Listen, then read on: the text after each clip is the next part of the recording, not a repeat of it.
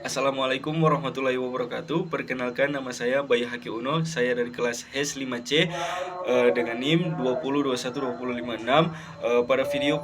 Pada video kali ini saya akan menjelaskan terkait dengan syirka atau perkongsian, di mana tugas video ini saya buat dengan maksud dan tujuan untuk memenuhi tugas mata kuliah Hukum Ekonomi Syariah yang ditugaskan dalam bentuk video. Oke, baik, saya akan menjelaskan terkait dengan syirka atau perkongsian. Yang pertama, saya akan menjelaskan terkait dengan pengertian.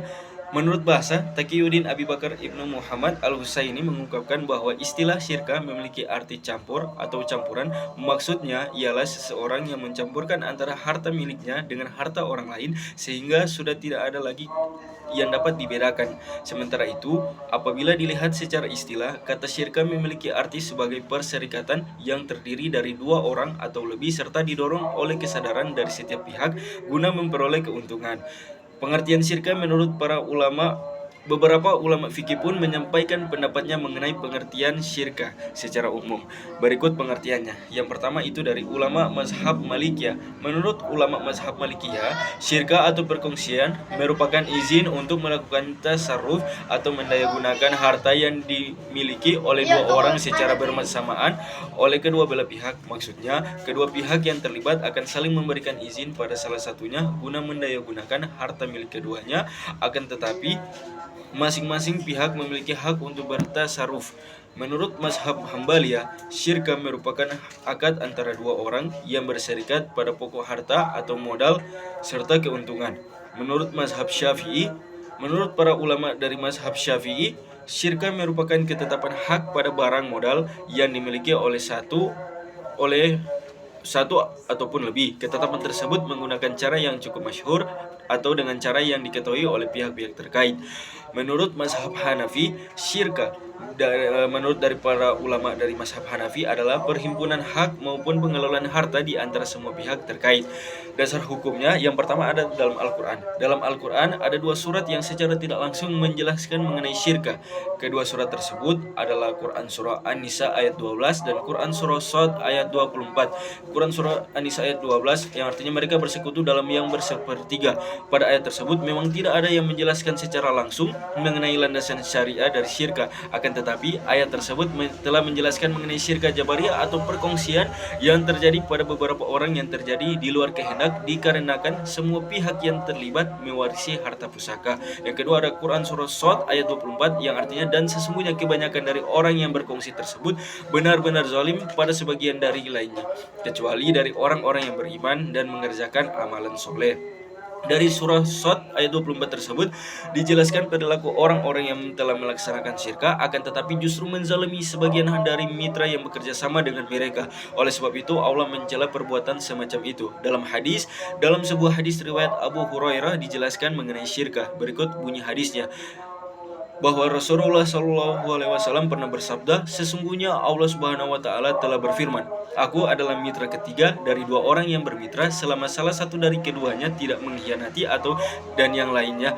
Apabila salah satu dari keduanya telah mengkhianati, maka aku akan keluar dari perkongsian tersebut. Hadis riwayat Abu Daud, Al-Baihaqi dan Ad-Duruqutni.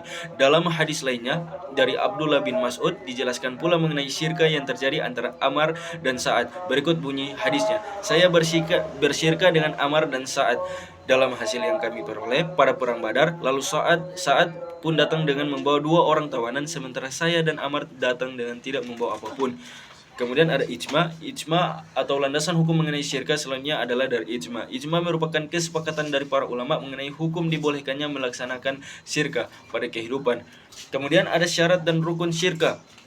Selain itu, ada juga perlu mengetahui rukun dan syarat syirka. Terdapat masing-masing 3 syarat dan 3 rukun syirka, yaitu diantaranya syarat-syarat. Yang pertama syarat lafaz. Syirka adalah yaitu kalimat akad yang di dalamnya mengandung arti izin untuk melaksanakan syirka barang. Contohnya, salah satu pihak mengatakan, kita syirka untuk barang ini dan saya mengizinkan Anda untuk memilikinya dengan cara begini atau lain-lain.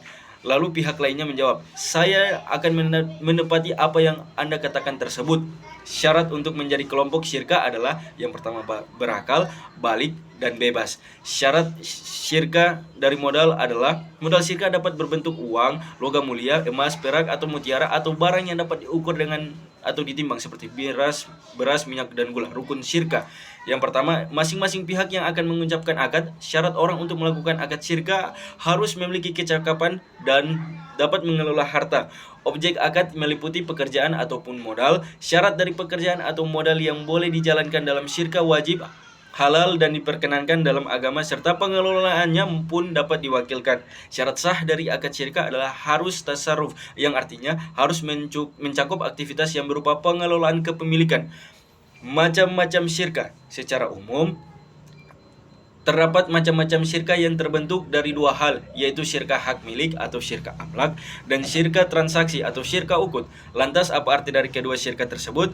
Berikut penjelasan singkatnya. Syirka amlak. Syirka amlak adalah kerjasama antara dua orang atau lebih untuk kepemilikan suatu barang yang berasal dari kegiatan tertentu, misalnya seperti jual beli barang, warisan, ataupun hibah. Syirka ukut. Syirka ukut adalah syirka kerjasama antara dua orang atau lebih yang berasosiasi terhadap modal dan keuntungan. Syirka ukut disebut juga syirka transaksi, terbagi menjadi beberapa macam, diantaranya syirka inan atau al-inaan. Syirka inan adalah kerjasama antara dua pihak atau lebih yang dimana masing-masing pihak memberikan kontribusi kerja serta modalnya. Besar modal tersebut pun berbeda-beda. Teknis melaksanakannya dapat dilakukan secara bersama-sama atau dapat diwakilkan oleh salah satu pihak. Syirka al-mudarabah. Syirka al-mudarabah adalah perjanjian dalam kerjasama bisnis antara satu sisi dari kapital dan sisi lainnya dari usaha personal. Perjanjian kerjasama jenis ini mewajibkan profit sharing, yang jelas harus ada persetujuan ketika pertama kali melakukan perjanjian.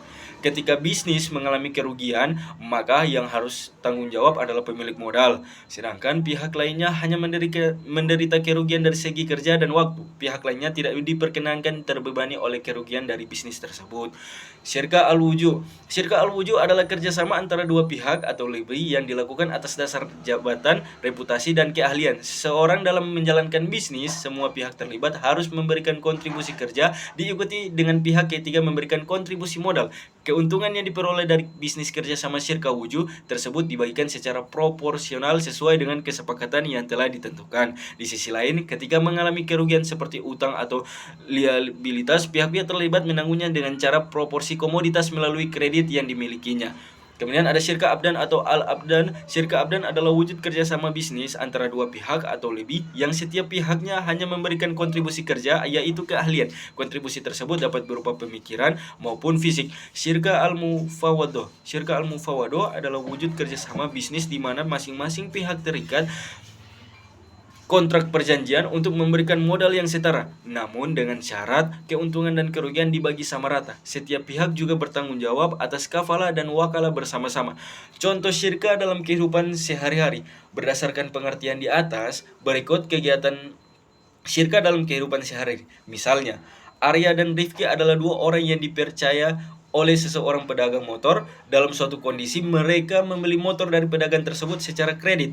Arya dan Rifki membuat kesepakatan bahwa masing-masing dari mereka memiliki 50% dari motor yang dibeli tadi. Kemudian mereka menjual lagi motor tersebut, lalu hasil penjualan motor tersebut hanya diambil keuntungannya saja. Selanjutnya keuntungan tersebut dibagi dua dan keuntungan pokok dikembalikan kepada pedagang untuk membayar kredit motor sebelumnya. Nah, itulah syirka dalam kehidupan sehari-hari, contoh singkatnya.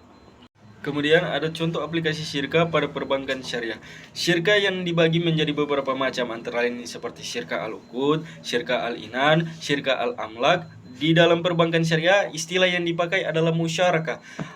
Akad musyarakah antara pihak bank dengan nasabah kebanyakan dilakukan oleh para pengusaha, di mana pengusaha ingin mengembangkan usahanya. Menurut Syafi'i Antonio dalam bukunya yang berjudul Bank Syariah Wacana Ulama dan Cendekiawan menjelaskan bahwa praktik musyarakah pada perbankan syariah banyak diterapkan dalam dua hal, yaitu pada pembiayaan proyek dan juga modal ventura. Yang pertama, pembiayaan proyek. Musyarakah biasanya diaplikasikan untuk pembiayaan proyek di mana nasabah dan bank sama-sama menyediakan dana untuk membiayai proyek tersebut. Setelah itu, Setelah proyek itu selesai, nasabah mengembalikan dana tersebut bersama bagi hasil yang telah disepakati. Yang kedua, ada modal ventura.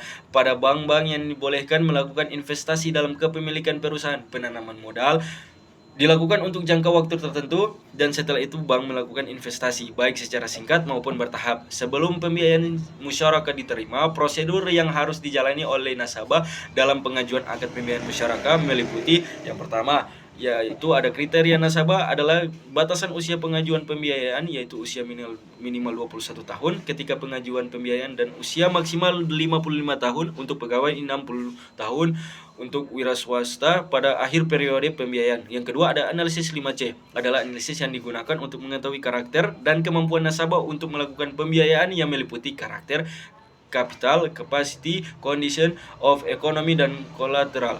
Yang ketiga, ada scoring, adalah penilaian nasabah dari semua data yang telah dikumpulkan. Scoring merupakan penilaian akhir yang menentukan pembiayaan nasabah diterima atau tidak.